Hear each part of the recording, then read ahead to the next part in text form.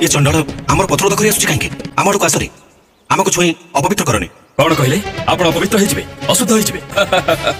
आपण ज्ञानी पुणी जीव परम ब्रह्म बोली स्वीकार करुछंती ताहेले व्यवहार क्षेत्र में आपण समदर्शी हेई पारि नांती काहे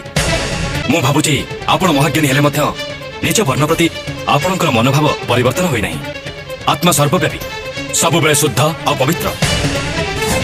आपण कोन जानि नांती आत्मा एक अद्वितीय पापशून्य निरंजन सत्य ज्ञान तथा आनंद स्वरूप जे पाटल वर्ण वस्त्र परिधान करती जी परम ज्ञानी बोली ख्यात देखुची तांकर लेशमात्र ज्ञान होई नाही मु कहितबा कथा मते फेरी दियंतु मते क्षमा करंतु महाशय आपण जी भी होंतु आपण जे परम ज्ञानी एथिरे संदेहर अवकाश नाही कहंतु महाशय आपण की चंडाल अधिक परिचय कौन बताई पारे से तो आपण मनरे घृणा और भयर सूत्रपात है गंगा जल चंद्र प्रतिबिंब आ सूर्य मध्य चंद्र प्रतिबिंब को आपण कौन भिन्न भिन्न चंद्र बोली कहिबे।